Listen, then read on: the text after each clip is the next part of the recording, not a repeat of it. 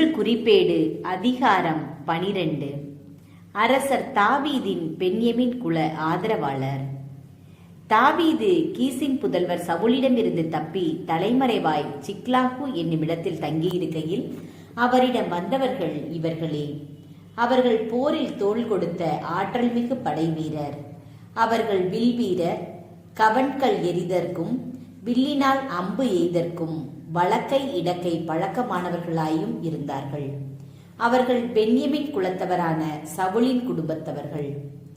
அவர்களுள் முதன்மையானவரான அகியேசர், யோவாசு இருவரும் கிபையாவை சார்ந்த செமாயாவின் புதல்வர்கள். அஸ்மவேத்தின் புதல்வர்களான எசியேல், பெலலேற்று, பெரேக்கா, அனதோதியரான எகு.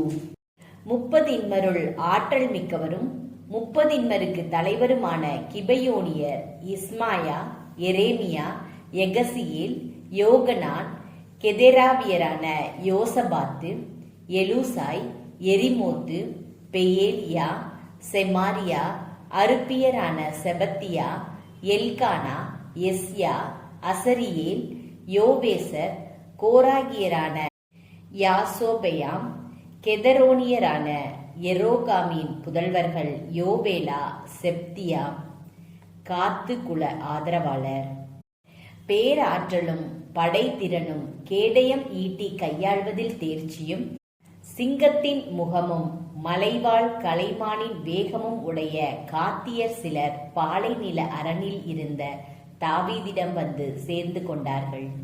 அவர்கள் யாரெனில், தலைவரான ஏத்சேர், 2வது ஒபதியா, 3வது எலியாபு, 4வது மிஸ்மனா, 5வது எரேமியா, 6வது அத்தாய், 7வது எலியேல், 8வது யோகனான், 9வது எல்சாபாது, 10வது எரேமியா, 11வது மக்பனாய்.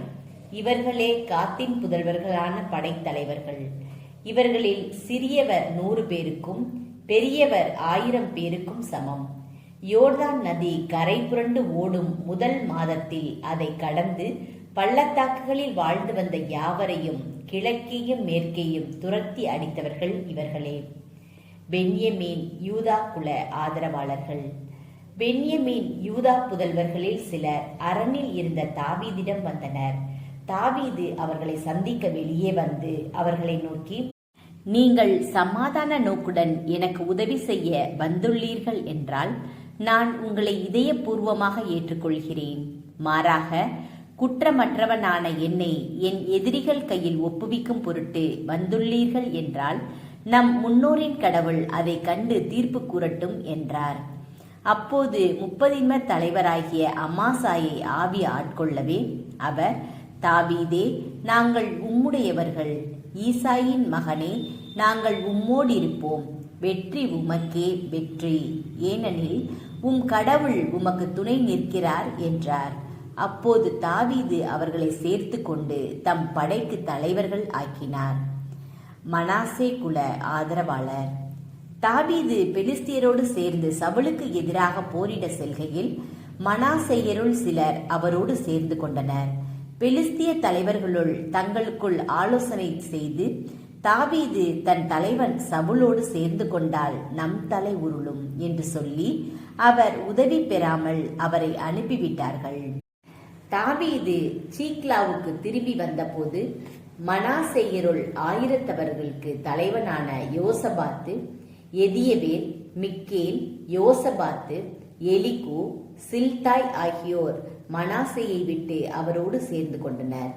அங்கே வந்த கொள்ளைக்காரரை முறியடிக்க இவர்கள் தாவீதுக்கு துணை நின்றனர். ஏனெனில் இவர்கள் அனைவரும் வலிமை மிகு வீரர்கள், ஆற்றல் மிக்க படைத்தலைவர்கள். இவ்விதமாக தாவீதுக்கு உதவி செய்வோர் ஒவ்வொரு நாளும் அவரிடம் வந்து சேர்ந்து கொண்டே இருந்தனர். எனவே அவர்கள் கடவுளின் படையென பெரும் படை ஆயினர். தாவீதின் படைத்திரள் அட்டவணை.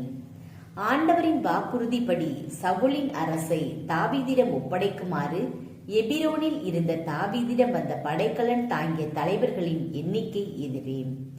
யூதா புதல்வரில் கேடயமும் ஈட்டியும் தாங்கி போர்க்கோளம் பூண்ட 6800 பேர், சிமியோன் புதல்வரில் போரிட தயாரான ஆற்றல்மிகு வீரர் 7400 பேர். லேவி புதல்வர்களில் 4600 பேர். ஆரோன் வழிவந்த தலைவரான யோயாதா மற்றும் அவரோடு இருந்த 3200 பேர். ஆற்றல்மிகு இளைஞரான சாதோக்கு மற்றும் அவர் மூதாதை வீட்டை சார்ந்த அதிகாரிகள் 22 பேர். பென்யமின் புதல்வரில் சவுலின் உறவினர் முறையில் 3000 பேர். அவர்களில் பெரும்பாலானோர் அதுவரை சவுலின் குடும்பத்திற்கு சார்பாக இருந்தவர்கள். எப்ராயிம் புதல்வரில் ஆற்றல்மிகு வீரர் 20800 பேர். அவர்கள் தங்கள் மூதாதை வீட்டில் புகழ் பெற்றவர்கள். மனாசேயின் பாதி குலத்தில் 18000 பேர். அவர்கள் பெயர் பட்டியலின்படி தாவீதை அரசராக்குவதற்கு வந்தனர்.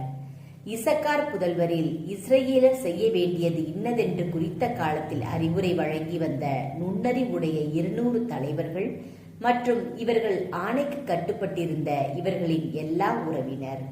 செபுலோன் புதல்வரில் அனைத்து போர்க்களங்களுடன் ஒரே மனத்தோராய் போருக்கு தயார் நிலையில் அணிவகுத்து நின்ற வீரர் 50000 பேர்.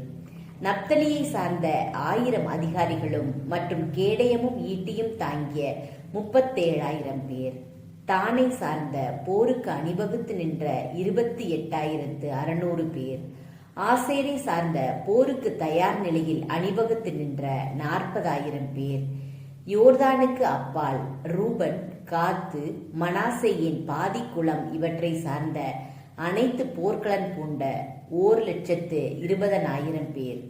இந்த போர் வீரர் அனைவரும் போர்க்கள அணிவகுப்பில் தாவீதை இஸ்ரேல் அனைத்திற்கும் அரசராக ஏற்படுத்துமாறு உறுதி பூண்டவர்களாய் எபிரோனுக்கு வந்தனர். மேலும் எஞ்சியிருந்த இஸ்ரேல் மக்கள் அனைவரும் ஒரே மனதாய் தாவீதையே அரசராக்க விரும்பினர். அவர்கள் அங்கே தாவீதோடு உண்டு குடித்து 3 நாள் தங்கினார்கள். அவர்கள் உறவினர் அவர்களுக்காக எல்லாவற்றையும் தயார் செய்திருந்தனர். மேலும் இசக்கார், செபுலோன், நப்தலி நிலப்பகுதிகளில் அவர்களுக்கு அருகே இருந்தவர்கள் கழுதைகள், ஒட்டகங்கள், கோவேறு கழுதைகள், மாடுகள் ஆகியவற்றின் மீது ஏராளமான அப்பங்கள், உணவுக்கான மாவு, அத்திப்பழ அடைகள், திராட்சைப்பழ அடைகள், திராட்சை ரசம், எண்ணெய் ஆகியவற்றையும் மேலும் ஆடு மாடுகளையும் கொண்டு வந்தார்கள். இஸ்ரவேல் மகிழ்ச்சியில் திளைத்தது.